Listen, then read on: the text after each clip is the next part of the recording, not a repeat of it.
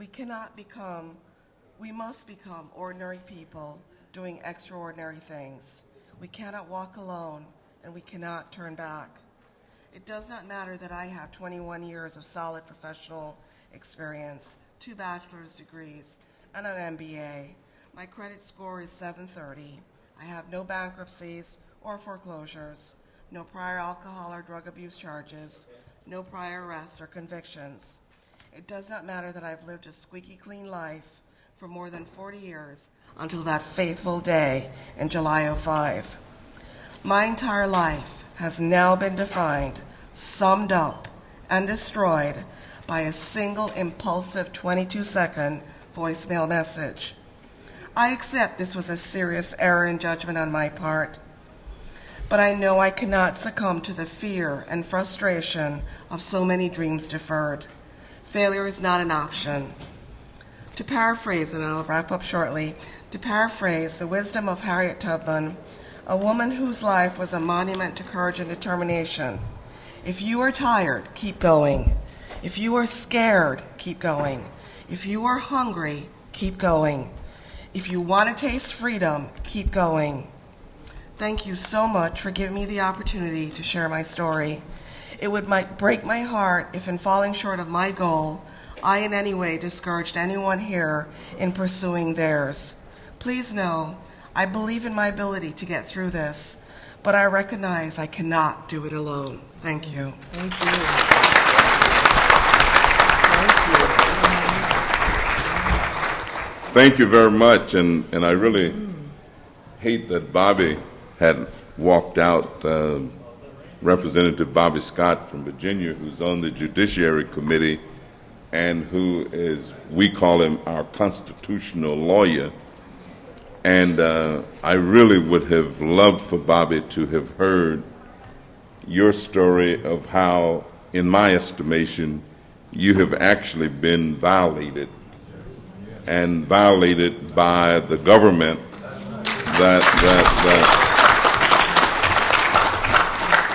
that should be the protector. And I mean, that is just an incredible, unbelievable set of activities that have occurred. And you wouldn't believe that it was happening in America, the land of the free and the home of the brave. I had a friend who died not too long ago. He was a very interesting guy. And of course, he used to describe the country as the United Snakes of America. His name was James I. Cage. And there are some individuals in the employ of our government, you wonder what it is that they are doing, or who they're doing it to, and what their purposes are. So we really appreciate you sharing your experiences, and I'm sure that we'll have some question about it. But let me also ask Chef Jeff Henderson, who will share a remarkable story of redemption and finding his hidden passion for cooking while being incarcerated. Thank you. I haven't always been a chef, you know. I'm not here to complain. I don't consider myself a victim. I'm 44 years of age, and I was born and raised in Los Angeles and San Diego. And I made a choice to do all the things that I've done. I've come from a family of generational poverty. My father left when I was young. My mother struggled, worked 2 jobs her whole life to raise my sister and I. I used to watch her come home and drink herself to sleep many a nights. And as a 12-year-old little boy on a busing program in Los Angeles, driving through the suburbs, looking out of the window at the big, beautiful homes, I had a dream, and that dream was to one day put my mother in a house on a hill with a white picket fence, and where she didn't have to work. Like many young black men in many inner city communities across this country, I started to sell drugs in early 80s, 1982, when crack cocaine first took over our communities. I always apologize for my contribution to the destruction of young black men and the high incarceration of black males. I made the choice to do what I did. I never used drugs, I've never drank alcohol, and I wasn't a victim. I started selling drugs because of that dream. And I came from a neighborhood where the homeboys on the street corner manufactured the American dream. They taught me how to put money in my pocket, food in the refrigerator, educate my nieces and nephews. I made a lot of money, became a millionaire when I was 19 years old, at the expense of people that looked just like us. And in 1988, I was indicted by the federal government. I spent nearly 10 years of my life in prison. And like Angela said, prison saved my life. I grew up in prison. First time I ever shaved with a razor was in prison. First book I ever read in prison was called Black Men, Obsolete, Single, and Dangerous by Hakeem Adabudi. I also read another book called Destruction of the Black Civilization by Chancellor Williams, and They Came Before Columbus by Dr. Ivan Van Sertima. These books here changed my life. They allowed me to take the blinders off and view the world different. And I accept the responsibility for everything that I've done, and had deserved to go to prison. For the first time in my life in prison, older brothers in the system told me that I was smart and I had potential. I went to school, I got my GED, I joined Toastmasters International and co-founded a black think tank where we brought the brightest minds on the prison compound, where we talked about religion, race, politics, current events. My last 4 years in prison, I started to associate myself with a lot of the white-collar criminals from Wall Street and presidents and CEOs of corporations. I was very fortunate to have been in the federal system, and I took part of these business classes. And I remember a white guy who was a co-defendant of Michael Milken, junk bond king who stole billions of dollars back in the early 90s. He says, "Henderson, you know, you're a smart guy." He said, "All you have to do is change the product and get some integrity." And it never left me. I got fired on my job in prison, and you do get fired on your job in prison. And I was making 17 cents an hour as a prison cook. And as I learned how to cook in prison, other inmates started to praise me for my food. And for the first time in my life, I was praised for something positive. I was patted on the back for something positive, and it was a good feeling. Because I grew up in a home to where I didn't get the praise, and you know, my mother was angry her whole life. And you know, I never woke up in the morning and ever said, "Good morning, Mommy," and "Good morning, Daddy." So in prison, these men took me up under their wings, and I thank God for the experience. Prison doesn't work for everyone. It's a breeding ground of hopelessness. It's a breeding ground to learn more crimes. But I want you to know that there's a lot of men and women in prison that changes their life. And it's good for some of us to have that experience, but not for the ones who should not have gone. When I was released, I started writing letters to some of the top African-American chefs in the country, and a black man by the name of Robert Gatsby gave me an opportunity as a dishwasher in Beverly Hills, and I never looked back.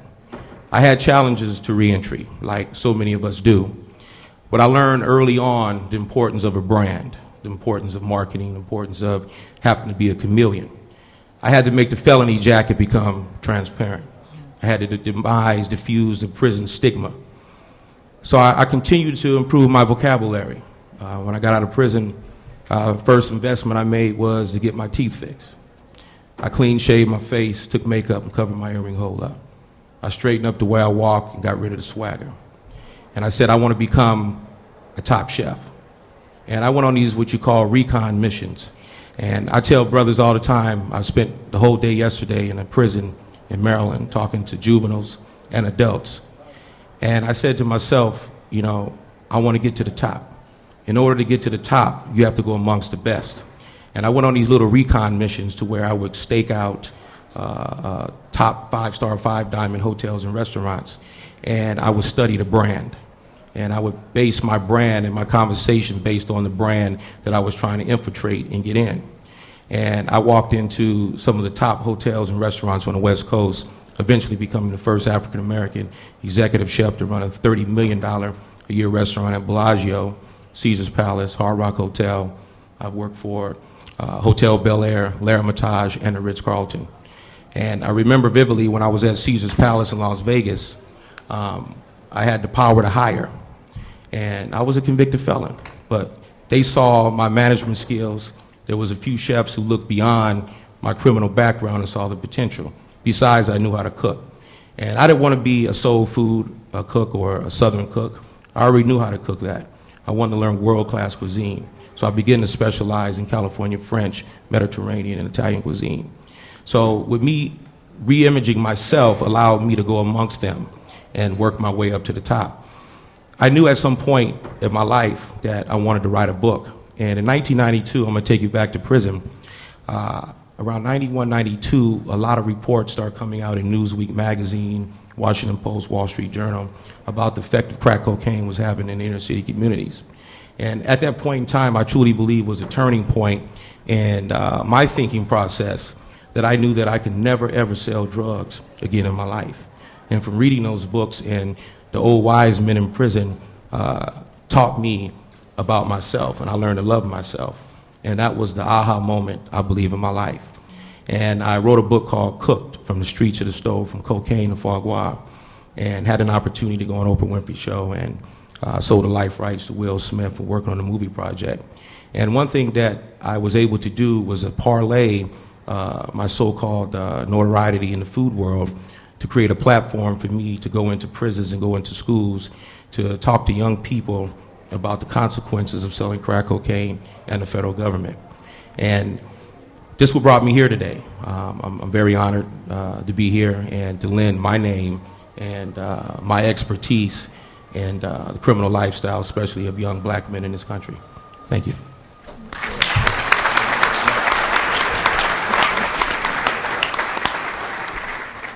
Thank you very much. I just got one question. You know how to cook hot water cornbread? No, but I make sweet like cake like cornbread. You can put icing on it, it's so sweet. Less cornmeal, more flour. We got to talk. Absolutely. Oh, I want to thank you so much. I mean, your experiences and the way that you present them are such an inspiration, and it kind of lets one know that many people just have unleashed potential that in many instances they never even knew themselves that they had. And with just a little bit of help, a little bit of opportunity, there they go. Where did Bobby go? Oh, Bobby, I need to have you at least say, when you didn't hear the,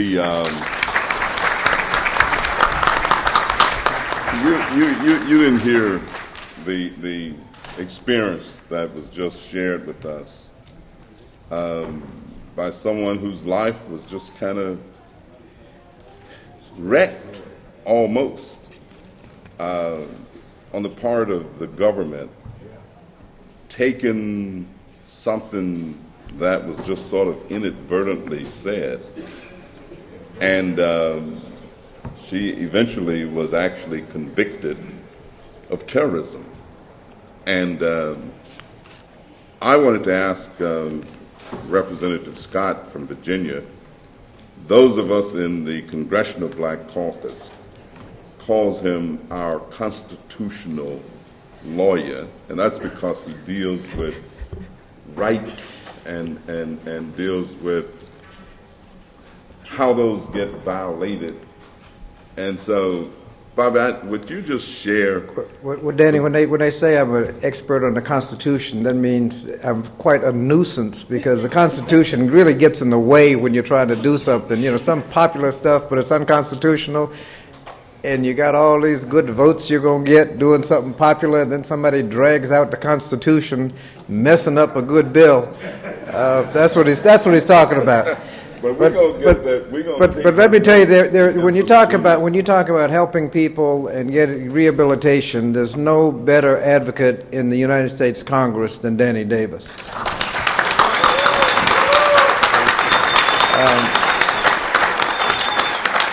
when he introduced the Second Chance Act, nobody thought it had a chance. Didn't have a first chance.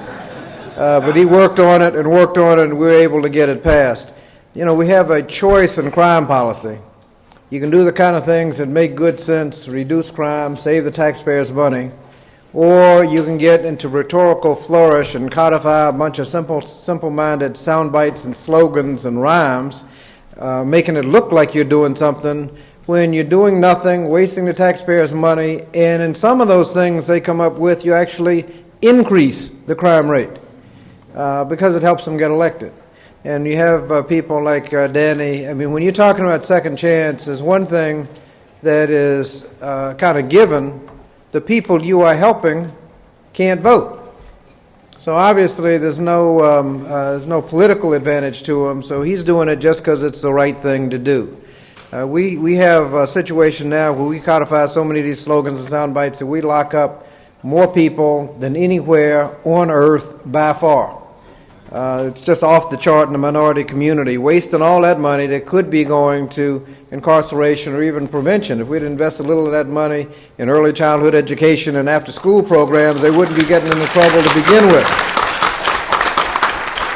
But when you talk about people that can't vote, you know, if you're trying to figure out which side you're going to be on, we have situations where we know that education for prisoners will reduce crime. A few years ago, we used to have Pell Grants eligible for prisoners. We did a little calculation. We saved so much in reduced recidivism that we saved more than the Pell Grants. But the rhetoric got hold of it. How come a prisoner can get a Pell Grant and my child can't get a Pell Grant? I move we don't give the prisoners any Pell Grant. Now, their children aren't going to get a Pell Grant anyway. And we voted about 2-1 to eliminate the Pell Grants. I mean, that's the kind of thing that goes on. So we need to make sure that we make the intelligent choices, make sure we do the things that will actually reduce crime. And one of the main elements of that is to make sure that the people who are in prison come out better able to live a law-abiding life than when they went in. And then when they get out, a little support so that they don't have to resort to crime to be able to stay out. And so that's why Danny is such a lead advocate. I see Charlie Sullivan back there with CURE, who does, Charlie, stand up. Everybody knows Charlie Sullivan. With CURE, they help people in prison and out of prison, the kind of things that we've been working to do. But I again want to thank Danny for your hard work and dedication, because there's not a lot of reward in this, but it is the right thing to do. So thank you, Danny Davis, for the work that you do. Thank you. And we're going to get you her notes. I just want you to read that. And so if you could get a copy. All right, so we'll make sure that you get a copy. I mean, that's just incredible. I mean, that's just hard to imagine. We are pleased that Mr. Winfred Payne, and Mr. Payne, of course, has a unique life. He served 25 years in prison. And while in prison, decided that if he could help his fellow inmates, that he'd be doing something worthwhile. After getting out of prison, he has pretty much devoted his life to doing that. Can you imagine 25 years in prison? But even while there, with the idea that if I can help somebody else, kind of reminds me of that little wooden church that I used to go to, you know, where we'd sing on a Sunday morning, if I can help somebody as I pass along, if I can cheer somebody with a word, a song, if I can steer somebody right who might be traveling wrong, then my living will not be in vain. So, Mr. Payne, would you share your experiences with us? Thank you very much. I guess, first of all, I'd like to thank Danny Davis and his administrator, chief of staff, rather, Yule Edwards, for helping me to get here, because I wanted to share my history, my story with the audience, so that everybody would know that there's a chance for an individual to turn around, to do a 180-degree turn with their lives, regardless to where you've been, where you are, where you think you are right now. My story is a little different than Angela's. It's much different from Michelle's story because I went to prison with a 9th grade education. It's different from Jeff in the sense that I've never been involved in drugs, either the usage of drugs or the selling of drugs. My life of crime began in 1957 in Little Rock, Arkansas, when I saw black soldiers come in to force integration on the school districts there. I sat and watched, and mine was, what can I do? What can I do? How can I do it? So I began snatching purses. You know, that was my contribution to the black movement at that time. It became a way of life with me. I first entered the prison system in 1964 in Cummins, Arkansas. I'm sure that Congressman Danny Davis knows about the Cummins system where they pick cotton. It's just a big plantation. I escaped from there in 1969. I joined the Panther organization, lived in Chicago, and I figured that, well, if I'm going to do what I'm doing out here, I may as well do it for a good cause.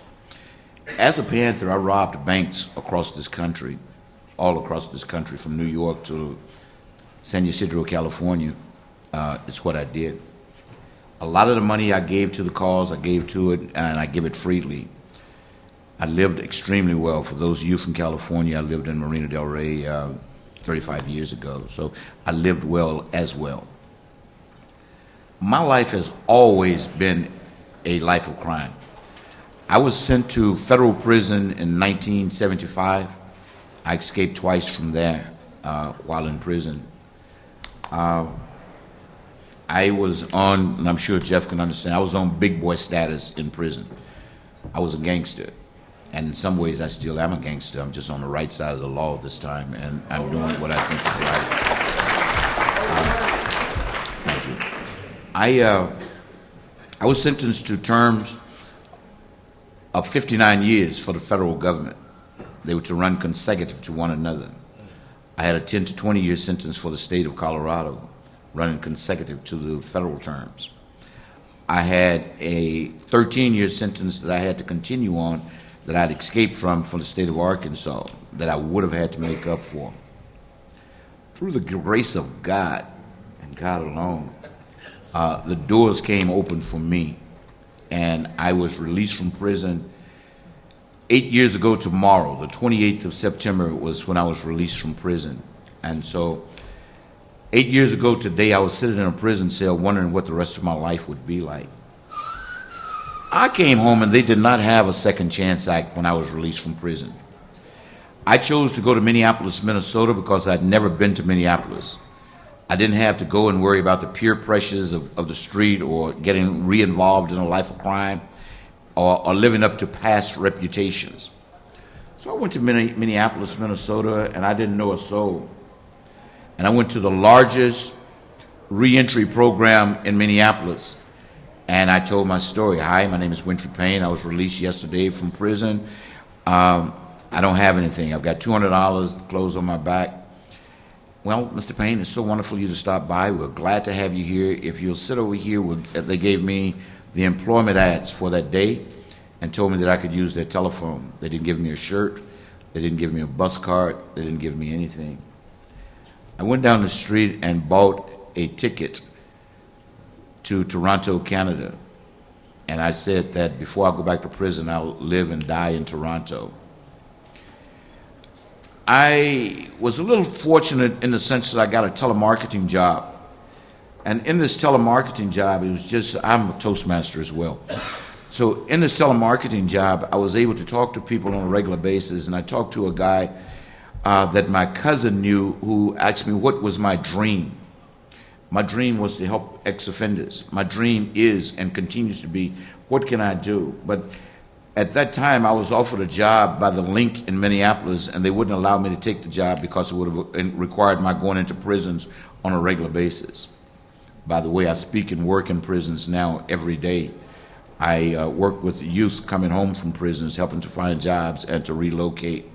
I think some of the problems that we're addressing today stem from the fact that nobody really cares. Congressman Davis has used the term NIMBY, not in my backyard. Most people say that, black and white, not in my backyard.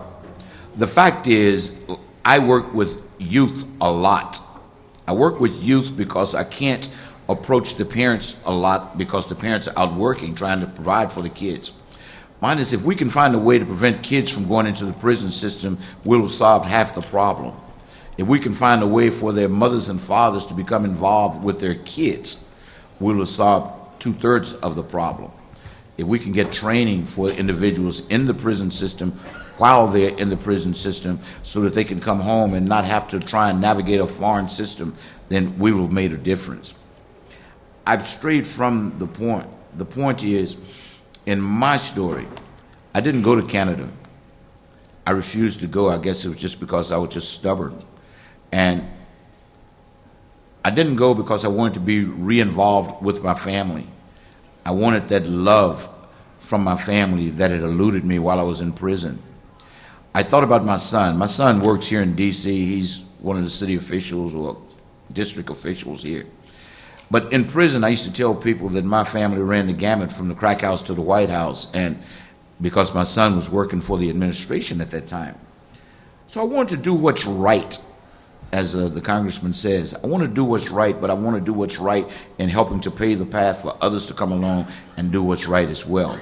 I'm 63 years old, so I don't know how much longer I'll be able to jump out here and do what I'm doing now, but I'll do it as long as I'm able to get up in the morning and go to bed at night and know that I've made a difference in the life of somebody.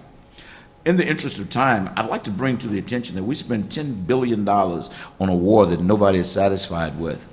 But we're dissatisfied and we're afraid to invest any real money in the prison system or in the reconstruction of the prison systems. Prison industries, they're not laying off, they're building prisons. If you pick up the paper, you'll see where they're building prisons every day, and they're building it for our brothers, our sons, our cousins, our uncles. You know, when I first went to prison in 1975 into the federal system as a bank robber, there were very few black bank robbers at that time. It was basically a white-collar crime, as you say. I watched the prison system go from a lot of old mafiosos in the 70s to 85, from 75 to 85, it changed to look like Jamaica. You know, if you're in the federal prison system and you look out over an audience of people, it looks like this. It's black. It's black. They are our brothers, they are our fathers, they are our children. You know, we have to do something unless we're just going to continue to condone this. And some people say if you don't condemn it, you're condoning it. You know, and we're condoning this prison system being what it is. I do public speaking now. I do train-the-trainer things for individuals coming home from prison. When I say things, I do cognitive training skills for most people coming home, because inmates are coming home, or ex-offenders are coming home from prison not knowing how to navigate the system and not knowing that what they do or what they don't do affects everybody across this whole spectrum of society. It affects everybody all the way across. How can we change that? We can change that by beginning their training sessions while they're in prison. We can begin this by teaching job training skills. We can begin this by teaching individuals how to communicate with people other than yo, what up? You know, that's not happening out here. You have to come out and be the chameleon that Jeff indicated that he has become. You can teach this by telling individuals or teaching individuals how their lives are used as examples, good or bad, for their children. My son looks at me and says, well, Dad, why did you do this? Sign of the times. It's where I was. There are no other excuses.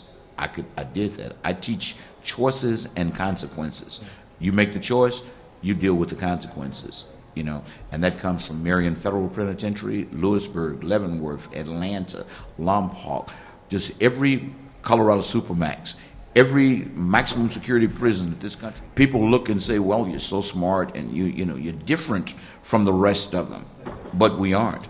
I was just given an opportunity that others might not have when they come home.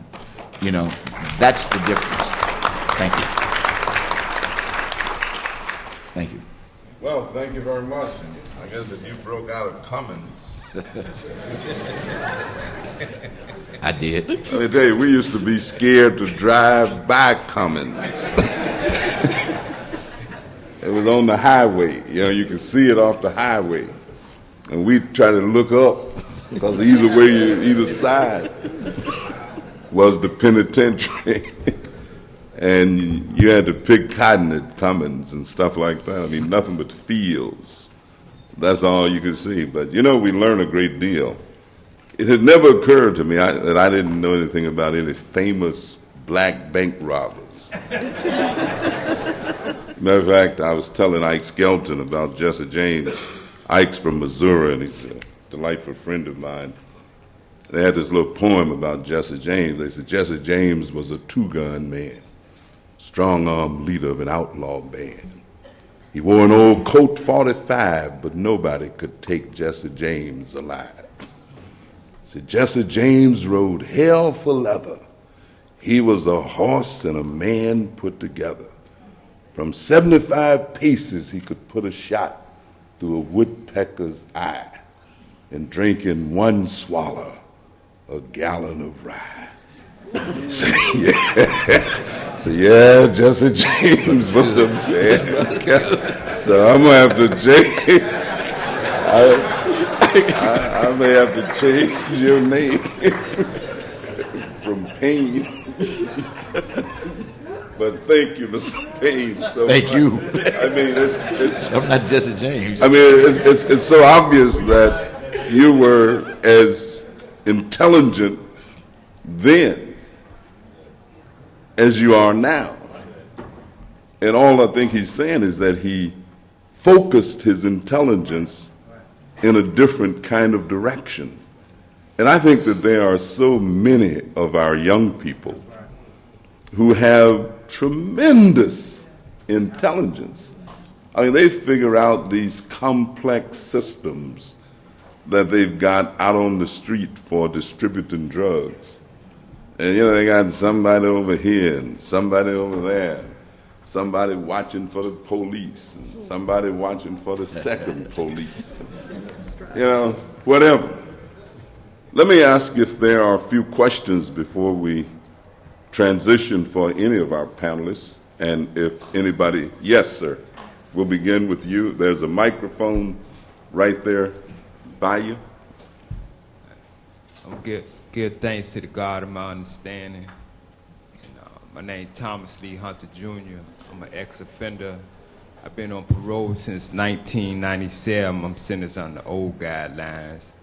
My due process rights under mental health was violated. My religion was basically taken away from me.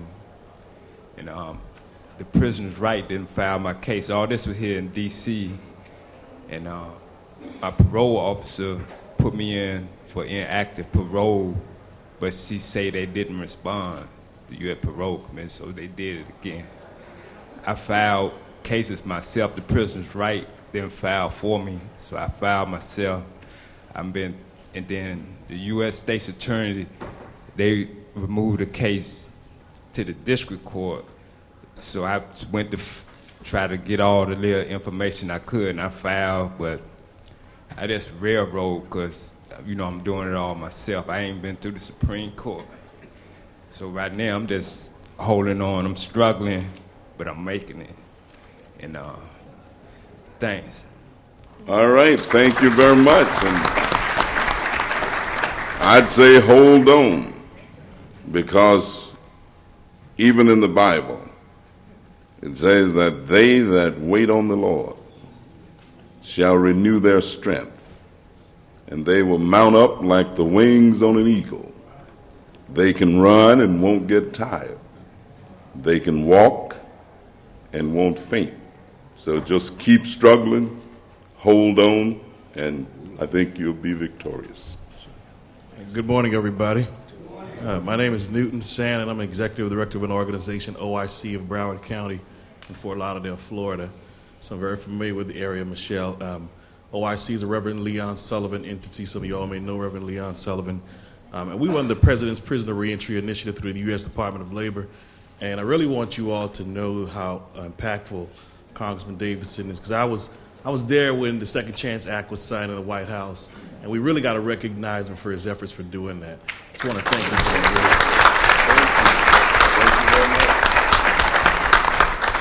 My question is, how do we become proactive about some of these efforts? It's like if you come into your house and the water faucet is broken, the first thing you're going to do is try to not clean up necessarily all the spill per se, but you're going to try to stop that bleeding. At some point in time, we're going to have, as you say, progressively more and more prisons continue to be built. How do we proactively work with our young people to create an environment so that they feel better about themselves? Quite frankly, the candidate that I'm voting for, Mr. Barack Obama, I think that's what he's going to do in large part, is inspire young black men to feel better about themselves. Because a lot of these things, as you know, is about self-esteem. So how do we proactively make our young men feel and women feel better about themselves so they don't lead and engage into a life of crime? Any of you?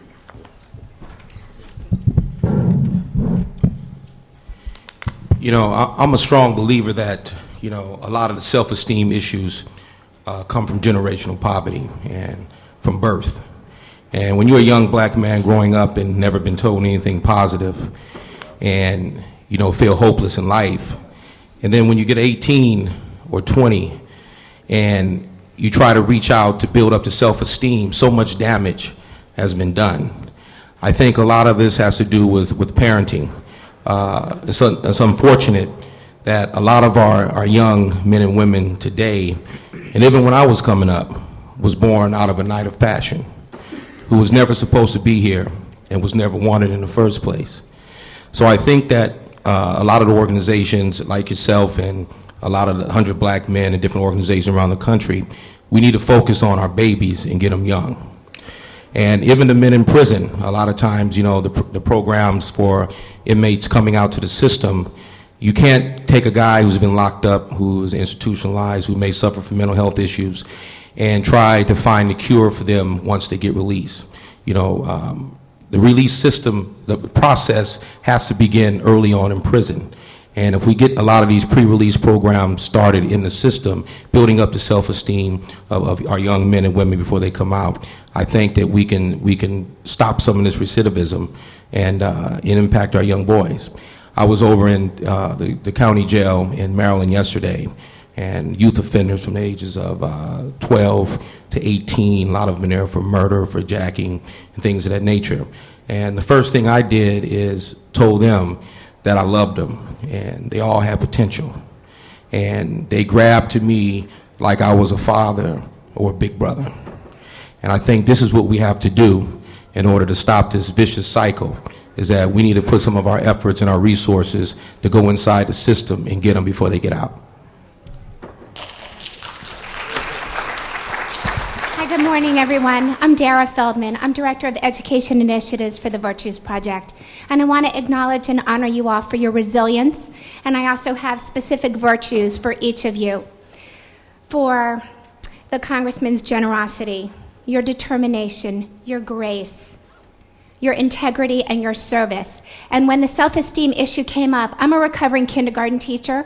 I resigned 2 years ago from Montgomery County Public Schools when I was blessed as Disney's Elementary Teacher of the Year, and I found the Virtues Project. And it's 5 strategies for bringing out the best in ourselves and others. And teachers do a lot of harm in schools, especially to black males. And I am saddened and sorry because I love a lot of our black baby boys out there, and I am committed to bringing balance back. And so one of the solutions is the 5 strategies of the Virtues Project. You've probably never heard about it because it's a grassroots organization. When 20 years ago the founder said, "What's going on?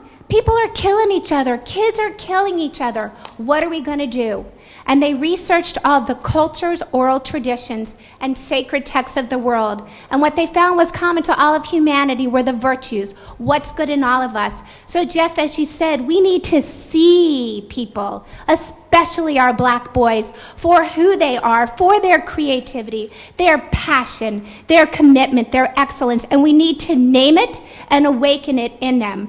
And so I'm asking to help and looking for partners to see what I can do to bring these 5 strategies to help heal what has been a huge injustice. So thank you.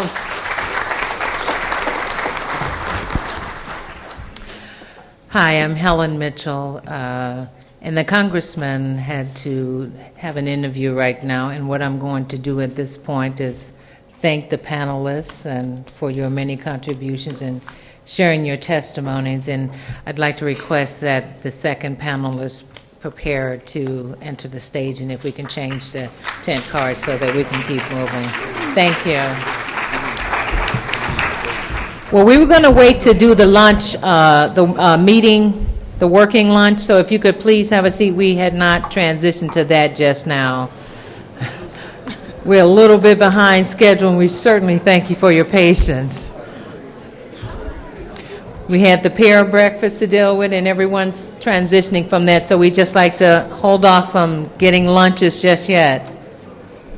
And if you wanted to get one, you can have one and have a seat, and we'll work through it, but we'd like to continue on. We'd like to thank our guest panelists who are going to be discussing. Panel 2 will be discussing reentry, research, and service providers. The first person I'd like to introduce, our first guest, is Monique W. Morris. She's a researcher and investigator, and she will share findings from a recent UC Berkeley study examining where there are differences in employment and race ethnicity for African American women with an incarcerated history. Please welcome Ms. Monique Morris. Good morning, everyone. Good morning. I wanted to do a couple of things with this presentation because when I said I wasn't going to tell this story, but I actually think I need to, because I'm director of research at the Thelton Henderson Center for Social Justice at UC Berkeley's Law School, and for several years I used to lead focus groups and interviews with detained and incarcerated women and girls.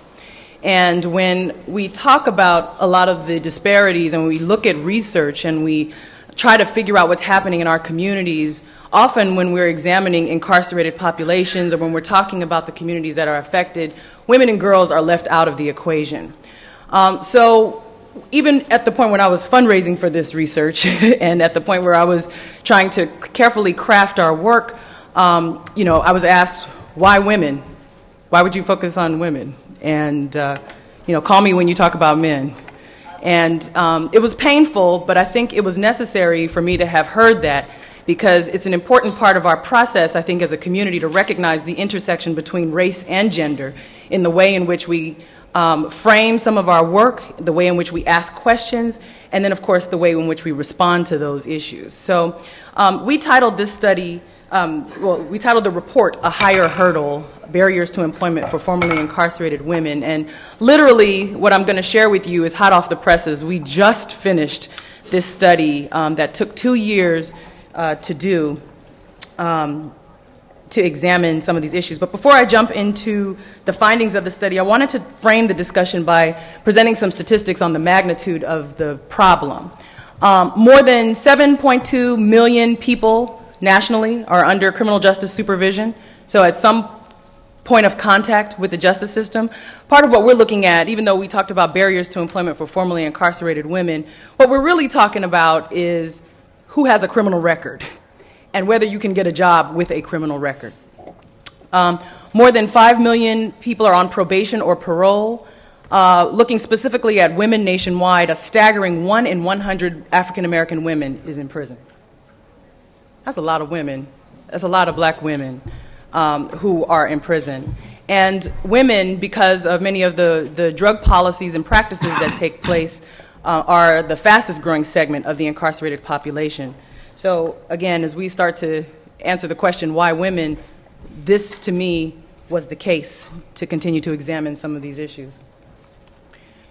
I'm from California, and California has the reckless and dubious distinction of being the highest incarcerator of women in the nation. African Americans have the highest rate of incarceration in the state, and in California, African American women are 4 times as likely as white and Latina women to be incarcerated. 2/3 of those women who are incarcerated are mothers of children under 18, compared to half of the men who are incarcerated in California are parents, are fathers. 2/3 of the women who are incarcerated are mothers to minor children. many of whom lose their parental rights or lost their parental rights before they entered the system. And so a lot of what we're talking about when I share with you the trends of women coming out of this system of incarceration in California are returning to children and are trying to rebuild their lives as primary caregivers of small children. So we began by examining the existing research in this area, which has found a number of barriers to employment for people with a criminal record, and they include fewer favorable responses for people with a criminal record from potential employers. The work of Diva Pager out of Princeton, which was featured on the Black in America segment, has really been the leader in trying to use the matched pair testing methodology to examine what is happening in real time and whether people with a criminal record are able to get equal opportunities to employment. What we also found, and what Dr. Pager has found, is that negative attitudes of employers toward people with a criminal record certainly set a climate in which is not a very welcoming place for people who have a history of incarceration or a criminal record. The applications that request arrest or conviction history of applicants are so arbitrary and change with just about every application. They range from, have you been convicted of a crime in the past 10 years? Have you been arrested or convicted of a felony or misdemeanor in the last 10 years? They range so, the spectrum is so broad that it really encompasses a lot of folks. So at the very first stage of employment, in this employment process, a lot of people feel excluded and are, I believe, intended to be excluded from that process. There's also the issue, which I'm sure will come up in the course of this discussion, particularly as it pertains to people with a criminal record, is the prevalence of background checks that are often inaccurate and incomplete, which tend to, again, frame who this person is who's applying for a job and what that means in terms of his or her ability to secure employment. We also found that basically, again, there's very little out there that examines what's happening with women in the system, and that when it does talk about women, it's largely through this viewpoint. It's probably one of the only places where you'll find research that talks about abuse history, mental illness, and substance abuse. It's still not enough because, again, the intersection between race and gender isn't there. So where they talk about gender and they talk about women, the emphasis tends to be on white women, and when they talk about race, the emphasis tends to be on black men. So what happens in a lot of these papers is that women of color are lost and invisible, an invisible part of the conversation. So we tried to do something different with our project, and we specifically asked two research questions. Does a criminal record impact the employment outcomes of formerly incarcerated women? So it's an easy one. Does it impact? And then the second question, which was a little bit more difficult, are there differences among the various racial and ethnic groups represented in California's prisons and nationwide? To answer these questions, we engaged in something that we call participatory research. I don't personally believe in conducting any research without involving what's called the affected community. So what we did is we worked and developed an advisory group of formerly incarcerated women and organizations that work with and on behalf of formerly incarcerated women, including Legal Services for Women Prisoners, All of Us or None, which is a major advocacy group in California, Critical Resistance, which I'm sure many of you are familiar with, Justice Now, which is an organization that works on the decarceration of women, the Center for Young Women's Development, and Golden Gate Law School Women's Clinic. And together, we developed our research questions. Together, we talked about ways to interpret the findings. And so I feel very proud of this project because even though I'm the person standing before you, I feel that I'm the designated spokesperson for a much broader effort that included folks who are living and breathing these issues every day in the research world. We conducted a literature review and annotated bibliography, and we did what's called matched pair resume tests. So part of what I want to share with you today is the result from the matched pair resume test. All that is, they use this methodology a lot in looking at housing discrimination, and it's also increasingly used to look at employment discrimination, where you basically have resumes that are comparable in every fashion except for the variable that you're testing. So you had two candidates that basically have a similar resume, similar experience, and the only variable that's different is the one that we're testing. Do they have a criminal record or not? Do they have a slight reference to a history of incarceration or not? What we also did, though, is submit it for 6 racial and ethnic groups, the ethnic and racial groups that are representative of the California community. So we submitted resumes for African American women, Latina women, Pacific Islander women, Asian American, white American, and we also included Arabic names that suggest an affiliation with Islam for a number of reasons. The first is that through the work of the Discrimination Research Center, which I used to direct, there was evidence to suggest that people with Arabic names, particularly after 9/11, were facing an exorbitant amount of employment discrimination. Also because I think it's estimated that about 350,000 people who are incarcerated practice Islam. We wanted to make sure that there was an intersection and inclusion of that community in our findings. So we conducted 1,200 tests, and again, with each one having a resume that represented one of these ethnic groups and that had either a criminal record or not. And we submitted them to real jobs in real time in the Bay Area of California. We also did focus groups and interviews where I spoke with 40 women who are formerly incarcerated from Oakland, San Francisco, not Palo Alto, but East Palo Alto, which if you're from California is remarkably different than California's, we call it East Palo Alto, and Berkeley and Hayward, to begin to capture a range of experiences from women many of whom are in recovery from their period of incarceration. So I want to share with you some of our findings here. Basically, the positive responses that were received, so a favorable response from an employer. You submit a resume, you submit an application, the employer calls you up and says, we'd like to talk to you more, would you like to come in for an interview? Favorable response was found in these particular ethnic groups, according to what percentages you see here. So overall, Pacific Islander American women received the most responses, the most favorable responses, and African American women received the least amount of favorable responses. What I found interesting from this table, even though we're still investigating the power here to determine whether this is really significant, is to look at, there's no difference between the rate of positive response for African American women formerly incarcerated or not. So part of what this suggests is that people are basically responding to the African American woman, not necessarily the criminal record. And that a lot of this, from the previous research that's been conducted, has basically been to say, some people just dismiss it as, if your community is perceived as criminal or your community is perceived as representing a certain experience, then all will be treated the same. So unless you actively, and again, these were for low-entry jobs, like low-wage jobs. So these are not credentialed, our resumes were not from credentialed folks who had lots of education, but they were solid resumes. These were solid resumes that reflected years of experience. Some of that experience was demonstrated in prison, some of it was not.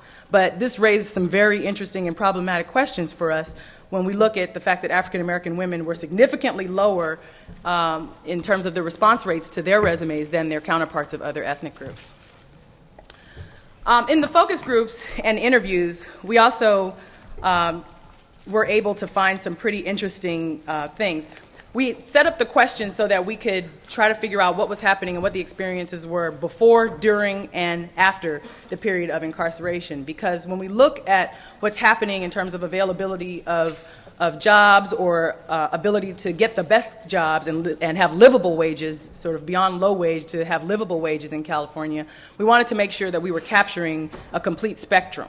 So what came out of those were, that the criminal record was viewed as the most dominant barrier to employment. So prior to their period of incarceration, there were some barriers, particularly for the African American women who participated in the focus groups, who pretty much felt like regardless, the discussion around the criminal justice system was really a discussion about race, and that that was what was sort of holding them back. And that's what that means when it says criminal record as a proxy for race, that instead of saying we don't hire black people because there would be some hefty lawsuits there, you would say, I'm sorry, we don't hire formerly incarcerated people, or we don't hire people with a criminal record, and they're able to move forward. Not legally in many cases, but they're able to get away with it. Women perceived being impacted differently than men regarding their criminal record, in that for a number of women, when you ask them what they wanted to do, what was their dream before they were incarcerated, a lot of it included fields that are no longer available to you once you have been convicted of a felony. So a number of women talked about wanting to be nurses, wanting to be daycare providers, wanting to be in industries that are typically dominated by women, but that because of this record, they're no longer able to access. Also, even though some of this was talked about on the previous panel, other areas were impacted for these women as well. Housing, student loans, access to grants, et cetera, which have to do with their ability to be competitive. One woman talked about doing the same job as another woman as a speech pathologist, but because she was not able to get credentialed in the same way because of her criminal record, she makes half of what the woman does. That's a very big pay disparity for somebody doing the same job. And so it raises some serious questions about the fallout from using this criminal record as a way to discriminate against women and men. The focus group and interviews also talked a bit about, again, training and the work that was happening within the prison. And I want to echo something that I think Brother Jeff said on the first panel regarding the rates of pay in prison. And even though it's not listed here as part of the issues, the insufficient training and employment options for women during their period of incarceration are really just appalling. And we look at our Constitution, and I think the representative was talking about the Constitution as a barrier in many cases. We want to talk about fairness and equality, and yet the only place where slavery is legal is in prison, right? So what the women who participated in our study, what they were making doing these jobs ranged between 1 cent an hour and $1. Somebody who was making $1 is balling, is paid, and those positions are highly coveted and very difficult to get. So, and discriminated upon, exactly. So it's a really intense situation here when we look at the way in which we're talking about preparing this group of incarcerated people for their entry or re-entry to communities, and whether we're actively responding to their needs in the way that we need to. The significant histories of abuse prior to and following their period of incarceration were also found. This, to me, was very interesting, this discussion around age. So older women that participated in our focus groups, they talked about their histories of abuse, their prolonged periods of incarceration, and basically said, we will have to work till the day we die. We can't think about retiring. 50 plus, you can't think about retiring. You have to move, and sharing with you some of the words from those focus groups, because I always just think it's important to include some of their own words in any conversation. One woman said, I was young, I got caught up, I needed some money and made a bad mistake. I'm trying to change my life right now, and I'm asking for this opportunity. One woman talked about, they just look at me as a criminal. My family looks at me like I'm a criminal. It's a dark cloud over your head. This one had to do with parental rights, and this being a priority for a number of incarcerated women. There should be a program to help women with children get them back. A lot of women lose their kids while they're in the system, or before they went in, or while they're in, they lost their relationship with their child.